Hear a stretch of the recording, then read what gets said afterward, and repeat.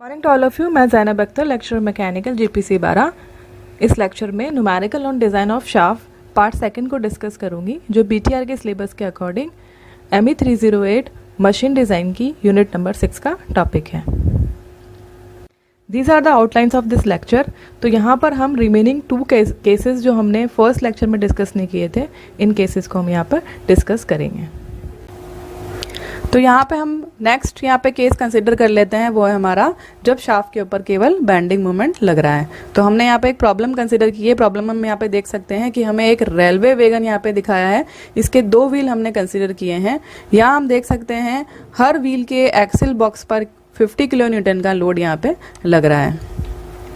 ये लोड जो हमारा लग रहा है, ये लग रहा है व्हील बेस से बाहर की तरफ 100 mm की डिस्टेंस पे। तो ये हम देख रहे हैं 100 mm की डिस्टेंस पे हमारा 50 किलो न्यूटन का लोड यहाँ पे लग रहा है।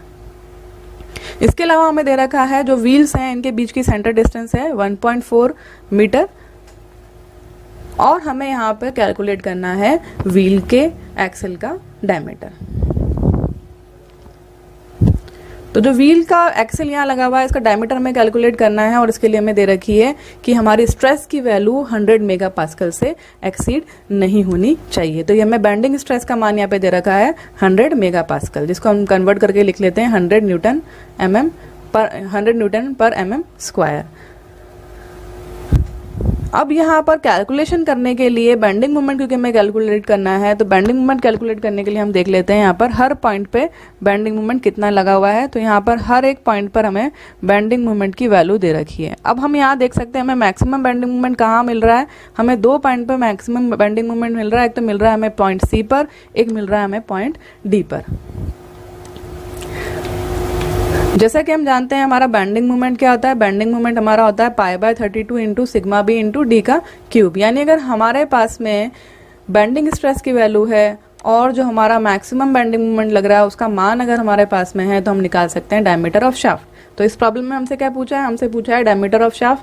तो हमारे पास अभी क्या नहीं है, बेंडिंग मोमेंट का मान हमारे पास में नहीं है। तो जैसा कि हमने 4 पॉइंट कंसिडर किए और उसके ऊपर मैक्सिमम बेंडिंग मोमेंट हमने देखा, तो हमें पॉइंट C और D पर मैक्सिमम बेंडिंग मोमेंट यहाँ पे मिला। तो मैक्सिमम बेंडिंग मोमेंट की वैल्यू हमारी कितनी होगी, ये होगा हमारा M इज इक्वल टू जो लोड लग रहा है मल्टीप्लाई विद परपेंडिकुलर डिस्टेंस। तो लोड हमारा कितना लग रहा है, लोड लग रहा है हमारा 50 इंटू 10⁻³ का, और परपेंडिकुलर डिस्टेंस क्या है हमारी, परपेंडिकुलर डिस्टेंस हमारी है वहां पर 100 mm।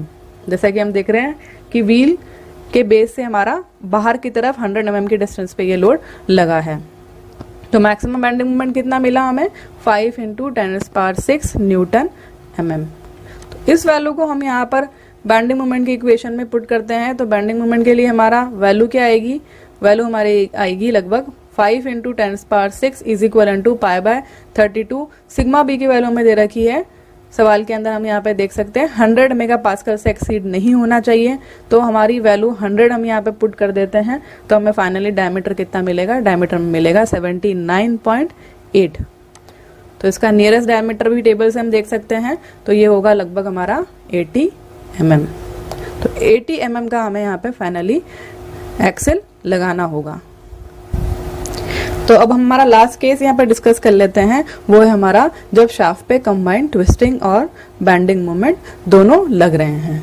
तो हमने यहाँ पर एक सॉलिड सर्कुलर शाफ्ट कंसिडर की है, जिसके ऊपर हमें दे रखा है बेंडिंग मोमेंट का मान 3000 न्यूटन मीटर। बेंडिंग मोमेंट लग रहा है हमारा 3000 न्यूटन मीटर का। इसी प्रकार से हमें ट्विस्टिंग मोमेंट का मान, टॉर्क का मान दे रखा है 10,000 न्यूटन मीटर। शाफ्ट की ग्रेड हमें दे रखी है 45 C8। शाफ्ट जो है हमारी 45 C8 स्टील की है, और इसके लिए अल्टीमेट टेंसाइल स्ट्रेस की वैल्यू हमें दे रखी है 700 मेगापास्कल।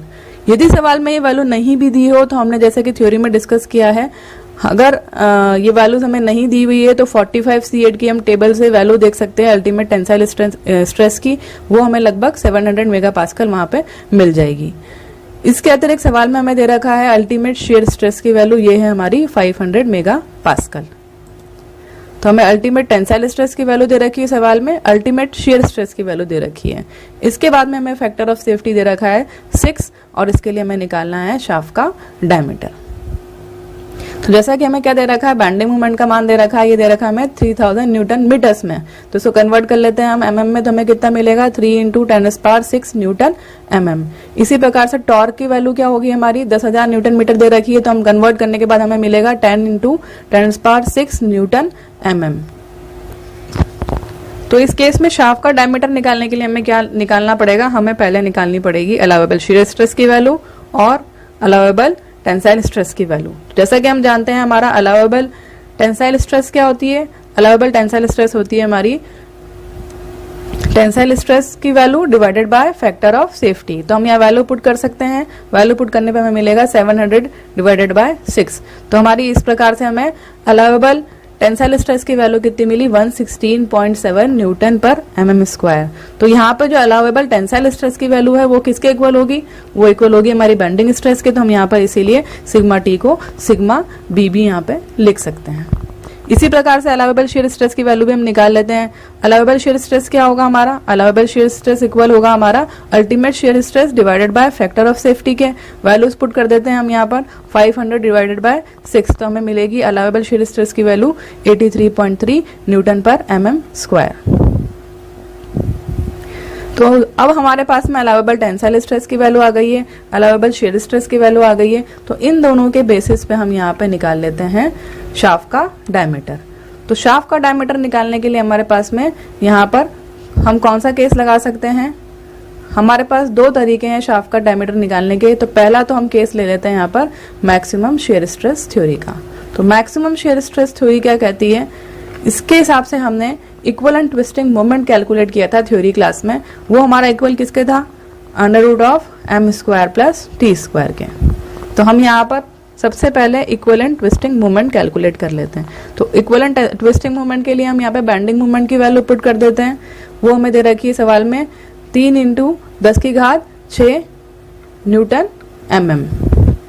इसी प्रकार से हम यहाँ पर टॉर्क की वैल्यू भी पुट कर देते हैं, वो हमें दे रखी है 10 × 10⁶ न्यूटन एमएम। तो वैल्यू पुट करने के बाद में हमें मिलेगा फाइनली इक्विवेलेंट ट्विस्टिंग मोमेंट, वो होगा हमारा 10.44 × 10⁶ न्यूटन एमएम।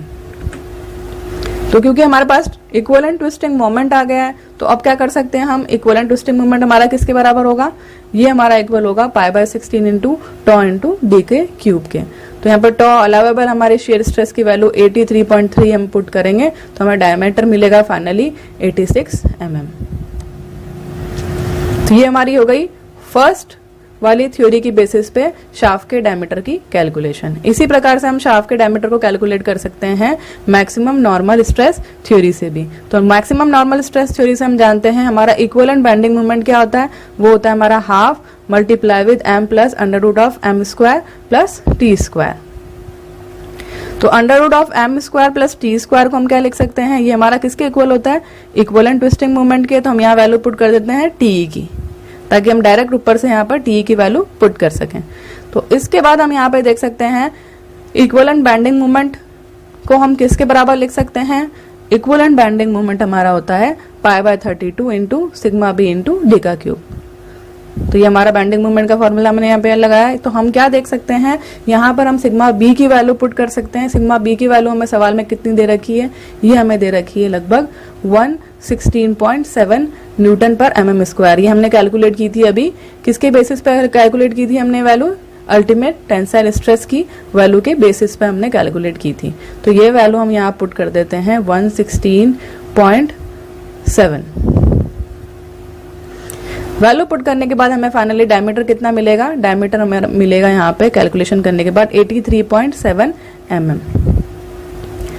तो हम यहाँ पर दोनों तरह की थ्योरीज के लिए हमने यहाँ पर डायमीटर कैलकुलेट किए हैं। फर्स्ट थ्योरी से जो हमारी थी मैक्सिमम शेयर स्ट्रेस थ्योरी, और सेकंड हमने यहाँ पे सॉल्व किया है मैक्सिमम नॉर्मल स्ट्रेस थ्योरी से। तो अब हम यहाँ पे देख लेते हैं दोनों डायमीटर्स जो हमारे आए हैं फाइनली 86 mm और 83.7। तो इसमें से जो भी लार्जर वैल्यू होगी उसको हम यहाँ पर अडॉप्ट कर सकते हैं। तो हम कौन सी वैल्यू अडॉप्ट कर लेते हैं यहाँ पर, 86 mm वाली लार्जर वैल्यू हमारी कौन सी है, ये 86। तो हमारी सेफ डिजाइन किस पे मिलेगी हमें, 86 mm पे। तो हम यहाँ पर शाफ्ट का डायमीटर कंसिडर कर लेते हैं। हमें जो शाफ्ट यहाँ पे डिजाइन करनी है कंबाइंड बेंडिंग मोमेंट और ट्विस्टिंग मोमेंट के लिए वो हमारी कितने डायमीटर की होगी, 86 mm की। अब हम टेबल से देख लेते हैं 86 के नियरेस्ट वैल्यू क्या होगी, ये होगी हमारी 90 mm। तो इस प्रकार से हमने यहाँ पर हमारा कंबाइंड ट्विस्टिंग मोमेंट और बेंडिंग मोमेंट के लिए प्रॉब्लम सॉल्व करी।